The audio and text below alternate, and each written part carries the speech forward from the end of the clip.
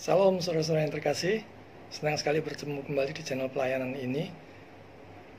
Apa kabar semuanya? Semoga semuanya dalam keadaan sehat, baik-baik, dalam perlindungan Tuhan, ada sukacita, dan selalu bersyukur di dalam pemeliharaan Tuhan.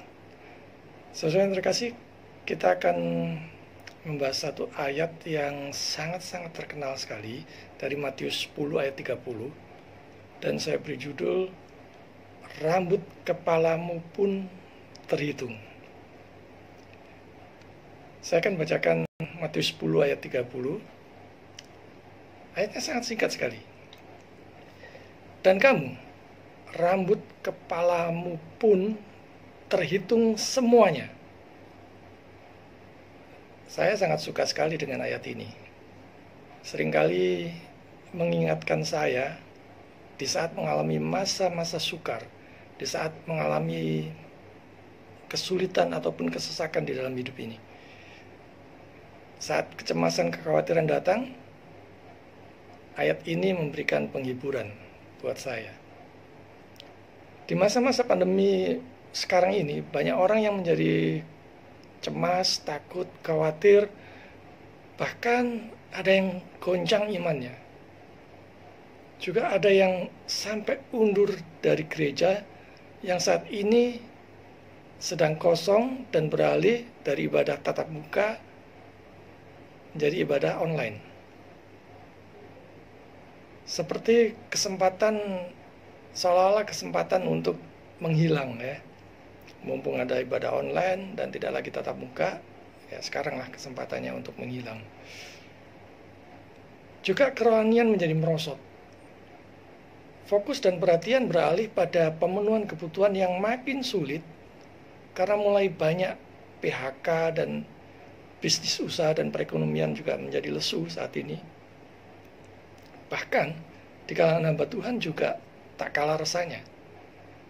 Karena persembahan dan persepuluhan yang biasanya rutin diedarkan melalui kantong kolektor menjadi sangat-sangat berkurang sejak adanya ibadah online. Sehingga banyak yang mulai beralih profesi atau nyambi pekerjaan lain selain melayani di gereja. Poin yang pertama yang mau saya sampaikan, saudara yang terkasih, bahwa Allah yang mengatur dan memelihara semuanya. Kita mesti harus ingat itu. Allah mengatur dan memelihara segalanya. Dari yang paling remeh sampai yang paling kompleks.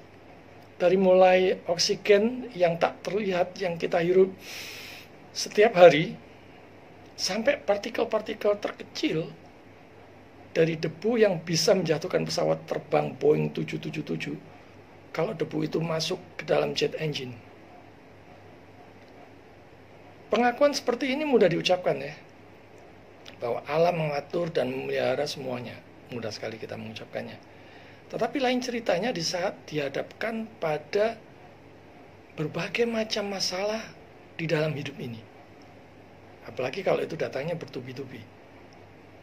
Ini belum selesai, satu belum selesai, satu lagi menyusul, satu lagi belum selesai, satunya lagi datang. Lain ceritanya, saudara. Berbeda dengan perhatian yang diberikan pada burung pipit. Kalau kita renungkan di bagian firman Tuhan yang lain, ketika Ayub mengeluh, Allah menjawabnya dengan menyatakan bahwa banyak rambut yang telah dibuatnya untuk manusia, di mana setiap rambut dibuat lubangnya sendiri-sendiri. Coba renungkan. Allah sudah menciptakan kita dengan tiap-tiap bagian tubuh yang begitu detail. Masakan dia akan lepas tangan begitu saja di saat kita diterpa badai topan kehidupan? Manusia lebih berharga dari hewan yang paling indah sekalipun. Pertimbangkan bahwa ada Allah yang mengatur dunia ini dan yang melalui pemeliharaannya mempengaruhi dan mengawasi makhluk-makhluk yang paling kecil dan tak ternilai di dalamnya, serta memelihara dan menjunjung tinggi mereka. Kemudian meluas sampai ke rambut kepalamu rambut kepala saudara, rambut kepala saya, sampai kepada burung-burung pipit. Dan ini patut kita renungkan sungguh-sungguh dengan lebih mendalam. Khususnya di saat saudara mungkin sudah tidak tahan lagi dengan kondisi, dengan keadaan, dengan problema, dengan kesesakan yang ada saat ini. Dan firman Tuhan yang kita pelajari hari ini mengajarkan supaya orang percaya bergantung sepenuhnya pada pemeliharaan Allah. Saudara-saudara terkasih, kecenderungan natur orang berdosa adalah ingin bebas, sebebas-bebasnya, untuk bisa mengatur semua seperti yang ia mau, seperti yang ia suka, seperti yang ia ingini. Maka pada tidak heran mereka diajak untuk melepaskan hal-hal yang berpusat pada diri sendiri atau antroposentris, menjadi berpusat pada Allah atau Kristus, teosentris, kristosentris. Mereka merasa ikut andil, orang-orang yang beranggapan bahwa mereka bisa sebebas-bebasnya ini, biasanya mereka merasa ikut andil dalam pengambilan suatu keputusan. Padahal apapun keputusan yang diambil, semua yang terjadi itu adalah sesuai dengan rancangan atau ketetapan Tuhan yang pasti terjadi. Jadi kalau segala sesuatu itu sudah terjadi, kita tahu bahwa itu memang sudah ada di dalam rancangan ketetapan Allah. Mari saya ajak saudara melihat firman Tuhan dari Roma 11 ayat 36. Firman Tuhan katakan, sebab segala sesuatu adalah dari Dia, dan oleh Dia, dan kepada Dia. Bagi Dialah kemuliaan sampai selama-lamanya. Saya berharap saudara-saudara ingat ayat ini. Juga di dalam Ayub pasal 42 ayat 2. Aku tahu bahwa Engkau sanggup melakukan segala sesuatu, dan tidak ada rencanamu yang gagal. Kalau kita renungkan, tentu saja, karena Dia Maha Tahu, karena Dia Maha Kuasa. Dengan Maha Tahu dan Maha Kuasa itu, apapun yang direncanakan pasti berhasil, pasti terjadi. Karena itu kita tidak boleh kecewa, kita tidak boleh menyesali apapun. Karena segala sesuatu yang terjadi dalam hidup kita ini, rancangannya itu sudah baik dan sempurna. Pasti mendatangkan kebaikan bagi kita, bagi setiap orang percaya. Dan ini harus diperhatikan sebagai dasar keyakinan dan kegembiraan di dalam berdoa. Ketika Allah memberitahu kita, ketika Dia memberitahu kepada kita bahwa semua rambut di kepala kita itu terhitung. Itu untuk memerintahkan kita untuk bergantung sepenuhnya pada pemeliharaan Allah yang dilakukan atas tubuh-tubuh kita yang sebenarnya lemah ini. Yang kalau Tuhan tidak campur tangan, kalau Tuhan tidak memelihara, maka kita pasti jatuh, maka kita pasti sakit. Bahkan untuk menggerakkan satu jari telunjuk kita pun pasti kita tidak mampu.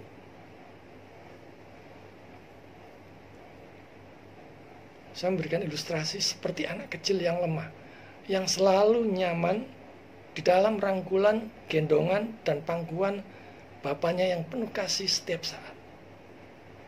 Khususnya di saat sedang dalam bahaya, misalnya anak kecil itu disegat atau dihadang oleh seekor anjing yang galak. Maka bapaknya siap dengan tongkat untuk mengusirnya, untuk memukul anjing itu. Dan ini bisa menjadi penghiburan bagi kita dikala kita mengalami problem kesesakan apapun itu. Dan biasanya manusia itu merasa mampu, merasa bisa dengan sendirinya. Diri sendiri yang merasa mampu dan bisa segalanya, seolah-olah bisa segalanya, aku bisa.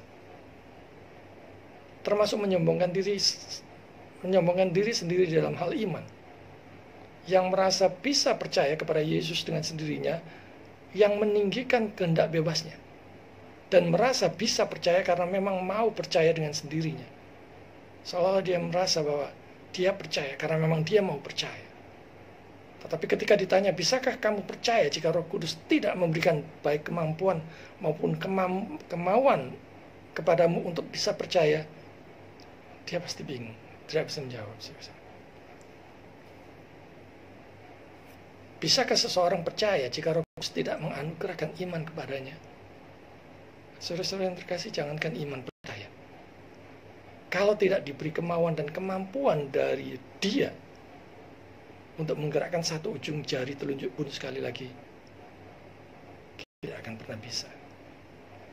Dan kita tidak akan mungkin bisa datang kepada Yesus kalau bukan Bapa yang menariknya, kalau bukan Roh Kudus yang memberikan kemampuan dan kemauan dan menganugerahkan iman kepada kita untuk datang kepada Juru Selamat. Saudara yang terkasih, mari kita sadar bahwa kita ini manusia yang lemah, yang rentan, rapuh, dan bodoh sebagai manusia yang mempunyai naturnya sebagai orang berdosa. Dan di sini diajarkan kita untuk mengatasi khawatir dengan bersandar pada Tuhan. Khawatir tetap khawatir. Selalu akan ada di setiap problem kesukaran yang muncul setiap saat di dalam hidup kita ini. Namun ingat, ada janji pemeliharaan, perlindungan, dan pertolongan Tuhan di dalam setiap perkara yang kita hadapi. Apapun itu, seremeh apapun, seberat apapun, Tuhan ada. Dan Tuhan yang memegang semuanya. Tuhan yang mengontrol semuanya. Perhatikan bahwa kita aman di dalam genggaman Juru Selamat. Orang percaya aman di dalam pemeliharaan Tuhan. Dan itu harus kita ingat setiap saat. Supaya kita tidak mudah khawatir, tidak mudah cemas, tidak mudah sedikit-sedikit kecewa. Sedikit-sedikit merasa tidak adil, sedikit-sedikit protes kepada Tuhan, menggerutu dan sebagainya. Saya mau memberikan ilustrasi seperti ini. Perlukah kita cemas dan khawatir jika rumah kita sudah ada satpam, sudah ada polisi, sudah ada tentara, sudah ada CCTV lengkap? Dan perlu kita ingat, di dalam Yesus, Allah melihat segala sesuatunya. Terutama saat-saat segala sesuatu ada yang membahayakan kita. Ada yang membuat kita makin jauh dari Tuhan. Ada yang membuat bisa mencelakai kita, maka Tuhan ada di sana. Saudara yang terkasih, apapun yang terjadi di dalam hidup ini, tetaplah setia, tunduk, taat, patuh kepada Tuhan, berserah kepada Yesus, berpusatlah pada Dia, senantiasa mengandalkan Dia, hanya berharap kepada Dia, tetap semangat, sukacita, dan giat melayani bagi segala hormat dan kemuliaan Tuhan. Tuhan memberkati saudara.